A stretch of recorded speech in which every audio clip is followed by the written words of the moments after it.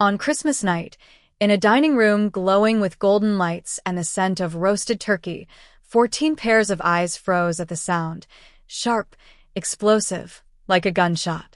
My cheek burned where Daniel's hand had landed, the sting cutting through the warmth of the holiday. I swayed back, one hand instinctively covering the red blooms spreading across my skin. His chest heaved with fury, his family watching in a silence that was somehow louder than any shout.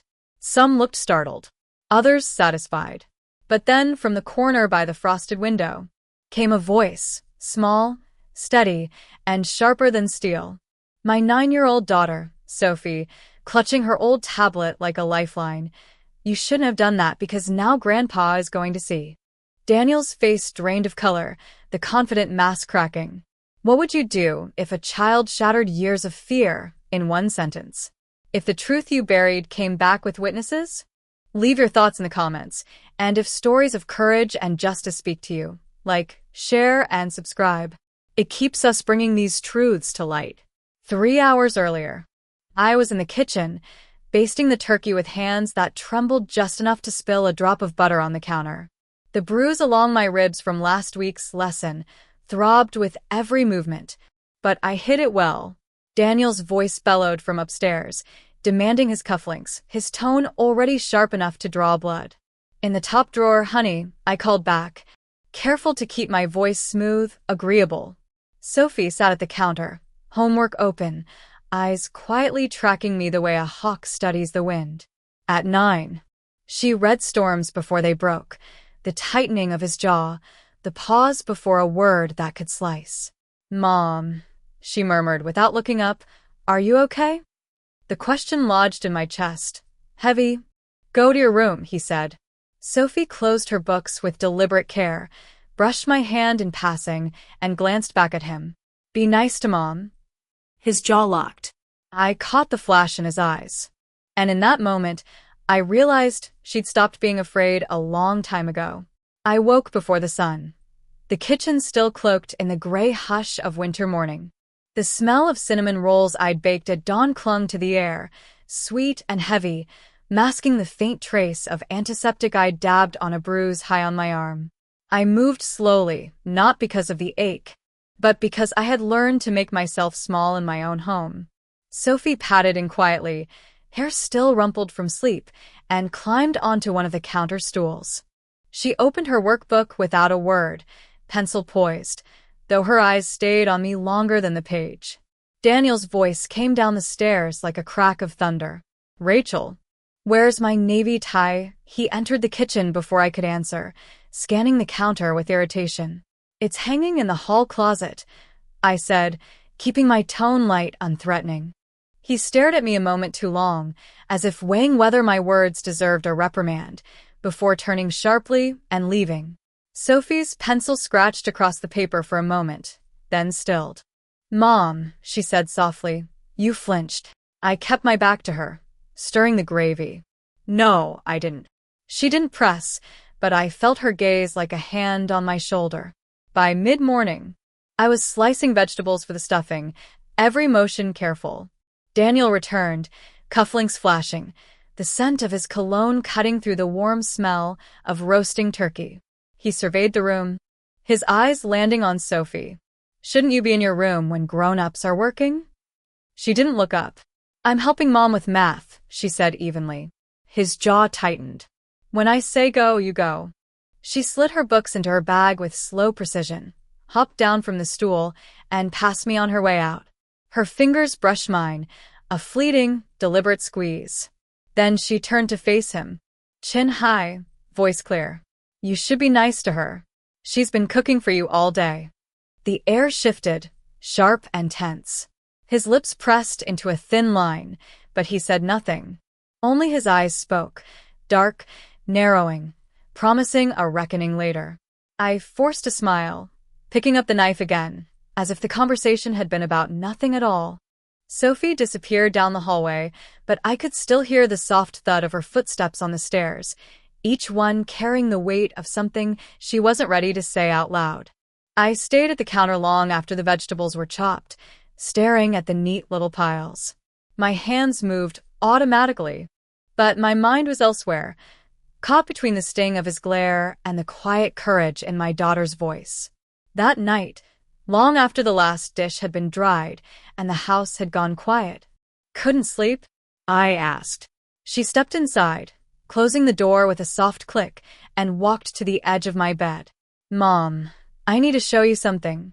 She climbed up beside me, her knees drawn under her like she was about to tell me a secret. Her fingers moved over the screen until a folder appeared, neatly labeled Family Stories. She tapped, and a video began to play. The sound of Daniel's voice filled the room, sharp and venomous, calling me names I'd force myself to forget. In the frame, you could see me in the kitchen, shoulders rounded, her voice steady. "When he yells at you, when he scares you, she didn't finish, but she didn't have to." I reached for the tablet, but she pulled it back just enough to make her point. "I'm careful," she added. "He doesn't know. I only filmed the worst parts." And I back it up. My throat tightened. "Sophie, this isn't safe." She met my eyes with a determination that startled me. "Neither is letting it keep happening." She swiped again, showing me timestamps, file names, each clip organized with the precision of someone far older than 9. "I'm going to use it for my school project," she said. I shook my head. "This isn't for school." She tilted her chin, the same way my father does when he's decided something. "Then it's for us. For when we need proof." The room felt too small for the weight of her words. I could hear the faint hum of the refrigerator in the kitchen, the tick of the clock on my nightstand, the quiet resolve in her breathing. "You can't tell Grandpa," I whispered. Her lips pressed into a thin line. "You think he wouldn't want to know?" My silence was answer enough. She slid off the bed, tucking the tablet under her arm. At the door, she looked back at me. "I'm not scared of him anymore. And you shouldn't be either." Then she was gone, the echo of Daniel's voice still ringing in my ears. Outside, a winter wind rattled the windows, but inside, I knew the storm had already begun. Over the next weeks, Sophie moved through the house like a shadow with a purpose. She still did her homework, still left her shoes by the back door, still asked for extra syrup on her pancakes. But there was something in her eyes that didn't belong to a child. I'd catch her slipping her tablet behind a stack of cookbooks, propping it on the windowsill where the light from the kitchen barely reached, or tucking it between the cushions of the couch just before Daniel came home. She never filmed for long, just enough to capture the sharp edge in his voice, the way his hand gripped my arm too tightly, the moment his smile died when no one else was looking. One Saturday morning, I walked into the living room and froze. Daniel stood over her, his shadow falling across the coffee table, his tone low and clipped. "Didn't I tell you to clean this mess up?" She was sitting cross-legged on the floor, a puzzle half finished in front of her. "I was going to," she said, not looking up. I saw her fingers slide across the side of the tablet lying just out of his sight. The recording light winked once, then stilled. My heart pounded, but she didn't flinch when he took a step closer. Later that night, she slipped into my room again. "Look," she said, pressing play. There was his voice, tight with irritation, and there she was, holding her ground. "You see how his face changes?" she asked. "That's when people know they're being watched." I wanted to tell her it was too dangerous, but I couldn't ignore the clarity in her gaze. 2 weeks before Christmas, I found her in her room, the glow of the tablet lighting her face. She was on a video call. "Hypothetically," she was saying, "if someone was hurting Mom, what would you do?" My father's voice came through the tiny speaker, steady as always. "Well, sweetheart, I'd make sure it stopped. Family protects family." Sophie smiled faintly. "Even if it was someone in the family? Ready for what?" She looked at me, the corners of her mouth lifting just slightly. "To save us." I didn't ask what she meant. I think, deep down, I already knew. She had been building something, piece by piece, clip by clip, and now she had an ally who knew exactly what to do with it. That night, while the rest of the neighborhood twinkled with Christmas lights and the faint sound of carols drifted through the cold air, I lay awake listening to the quiet hum of the heater, wondering if the walls of this house would remember everything they'd heard. Sophie was no longer just my daughter. She had become a soldier in a war we'd both been too afraid to name. The morning of Christmas Eve, the air in the house felt different. It wasn't the scent of cinnamon or the low hum of the oven. It was the way Daniel moved, taut and restless, like someone rehearsing for an audience. He stood in front of the hallway mirror, knotting his deep red tie with slow, deliberate pulls. "Today," he said, not looking at me, "we are the perfect family. Loving husband, devoted wife, well-behaved child. Can you manage that, Rachel?" His voice wasn't a question. I kept my eyes on the floor. Yes. Then he turned to Sophie, who sat at the kitchen table with a bowl of cereal, spoon idle in her hand. "And you no backtalk, no attitude. Children should be seen, not heard, when adults are talking." She gave a small, almost imperceptible nod. "I understand, Dad." Her voice was so calm it should have been a warning. But Daniel only smirked, satisfied. I watched her over the rim of my coffee mug. The way her gaze lingered on him, measuring, calculating. She had been quiet for days now, her recordings tucked away, her plan moving beneath the surface. I knew that stillness. It was the same stillness before a storm. By mid-morning, the first car pulled into the driveway. His mother swept through the front door with the sharp scent of her perfume filling the hallway. "Rachel, dear," she said, eyes scanning me from head to toe, "you look comfortable." Daniel chuckled, as if it were a shared joke. I forced a polite smile. Sophie leaning against the doorframe, pretending not to notice the way conversations shifted when I entered the room. Daniel thrived in it.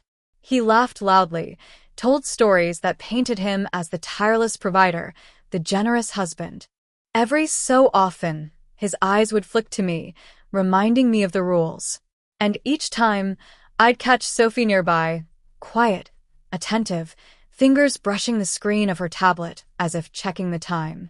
At one point, while Daniel was pouring wine for his mother, Sophie crossed the kitchen to where I stood slicing bread. She didn't speak, just placed her free hand over mine for a second, steadying it. Then she glanced toward the dining room where Daniel's voice carried above the others, smooth and practiced.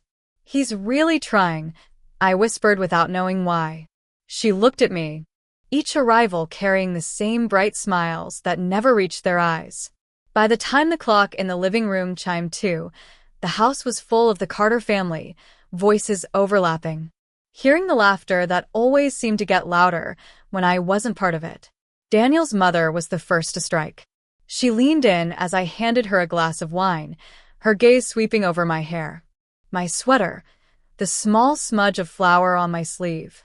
"Rachel, dear," she said sweetly, "have you considered touching up those roots? Daniel works so hard. It's nice when a wife keeps herself up." Daniel actually laughed, not even glancing at me. I felt the heat rise in my face, but I kept my voice even. "I'll keep that in mind." His brother joined in, clapping Daniel on the shoulder. "Man, you've got it easy. Some wives complain about everything. Yours just smiles and takes it." The smirk that followed made my stomach twist. Daniel grinned like it was a compliment. Even his sister got her turn, drawing me into a hug that was all show. "You look tired. Not sleeping well?" Daniel always says stress makes a woman age faster. I caught sight of Sophie in the doorway, tablet in hand, her eyes narrowing just slightly. She was cataloging every word, every glance, her small fingers making a subtle adjustment on the screen. As the afternoon wore on, the digs grew sharper. I kept my head down, replenished platters, and tried to keep the tremor out of my hands. Daniel sat at the center of it all, carving ham and pouring wine, basking in the glow of their attention. He never defended me. He never had. I excused myself to the kitchen, needing a moment away from their voices. From there, I could hear them clearly, my name followed by laughter, a chorus of false pity and smug agreement. "She's lucky he puts up with her," his mother said. "Not much ambition, but she tries." The pause that followed was thick, electric. I pressed myself against the wall, afraid to step in, afraid to stop her. "She's the smartest person I know," Sophie went on. She helps me with my homework, fixes things, knows about science and books, and she's kind even when people are mean. Even when they don't deserve it. Her words didn't waver. And for the first time all day, no one dared to speak over her. Daniel's chair scraped back hard enough to make the glasses on the table tremble. "That's enough," he said, his voice low, but carrying the kind of weight that made the air in the room shift. Sophie didn't move. Her hands rested lightly on the edge of her chair, her eyes locked on him. "No, it's not enough," she answered, steady as a metronome. "It's not enough that you make her sad. It's not enough that you yell at her and call her names. It's not enough that you hurt her." My stomach clenched. She'd seen more than I ever wanted her to. Daniel's jaw flexed, a muscle ticking near his temple. "Go to your room," he ordered, the words clipped and dangerous. "I don't want to." His hand slammed against the table, silverware jumping.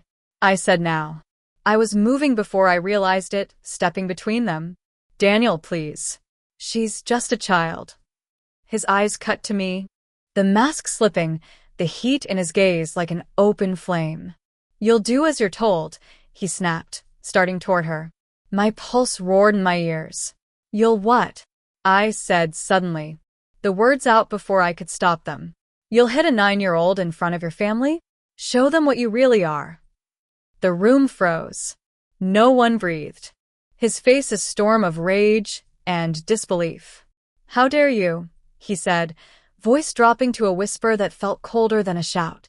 "How dare you make me look like someone who hurts his wife, like someone who scares his own child?" I didn't raise my voice, but the words landed with the weight of years behind them. His hand came up then, quick and sudden, and the sound of the slap cracked through the room like thunder. The world tilted. My cheek burned, my vision blurred, and I caught myself on the back of a chair before I fell. Around us, the silence thickened, not with shock, but with the awful recognition of something they had all chosen to ignore until now. Daniel stood over me, chest heaving, unwavering, almost too soft to carry, yet somehow filling every corner of the room. "You shouldn't have done that." Daniel froze at the sound of her voice, like he wasn't sure he'd heard it right. The color drained from his face. A ripple went through the room.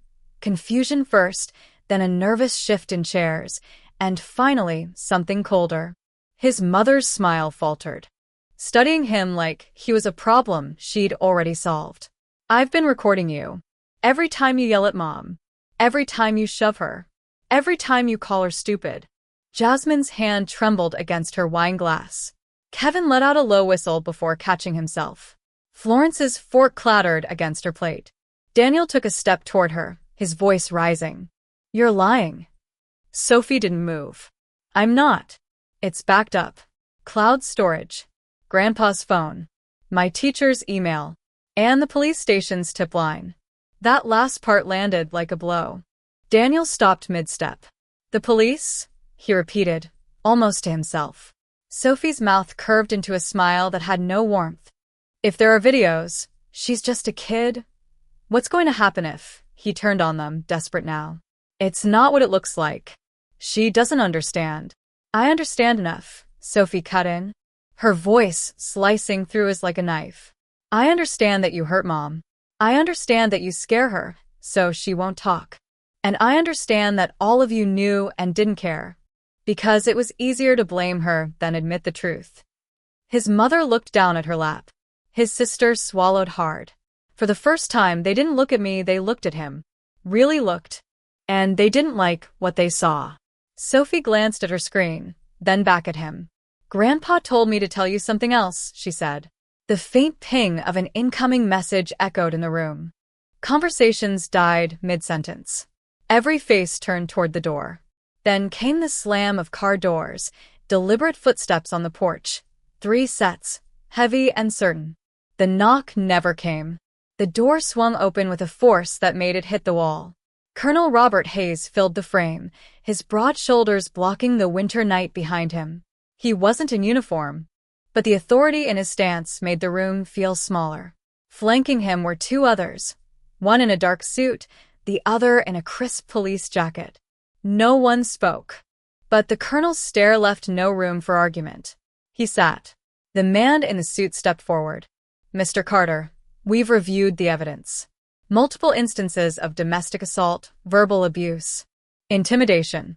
We have video, audio, medical records. A temporary restraining order has been issued, effective immediately." The officer handed Daniel a folded paper. "You'll vacate the premises tonight. No contact with your wife or daughter until further notice." "This is my house," Daniel snapped, his voice cracking. "It's their home," the colonel said. Sophie's hand found mine, her fingers warm and steady. Daniel looked from face to face, searching for an ally and finding none. The officer gestured toward the door. "Let's go." Daniel pushed back his chair, the legs scraping the floor, and walked out without looking back. When the door shut behind him, the room seemed to exhale. The colonel turned to Sophie, softened his voice. "You did good, kid." And for the first time that night, she let herself smile. 6 months later, the apartment smelled faintly of coffee and fresh paint. Morning light spilled across the small kitchen table where Sophie sat, bent over her homework, her hair catching the gold. Outside, the world was quiet except for the hum of traffic 2 streets away. I stood at the counter, flipping through my nursing textbooks, the pages soft from use. I'd finally gone back to school. The restraining order had held. Daniel was serving his sentence. "Lane wants to know if you'll speak to our class," Sophie said without looking up. "About being strong." I smiled faintly. What would I say? She set her pencil down. That strong doesn't mean staying quiet. That protecting someone sometimes means asking for help. Her voice was matter-of-fact, but the truth in it landed deep. I thought of the night she stood in that dining room, a 9-year-old holding the whole truth in her hands.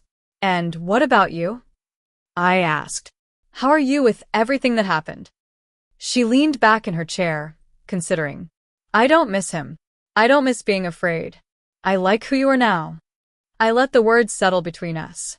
Later, we walked to the park. The air thick with summer heat. She spotted a girl from school sitting alone, her shoulders drawn in. Sophie jogged ahead, sat beside her, and after a moment, pressed her old tablet into the girl's hands. I couldn't hear the words, but I saw the way the girl's posture shifted, just slightly, like someone had handed her way out. On the walk home, the sun was setting by the time we reached our building, the sky awash in reds and golds. I looked at my daughter, this fierce, steady child who had changed both our lives, and felt something settle in my chest. We were safe. We were free. And we weren't going back.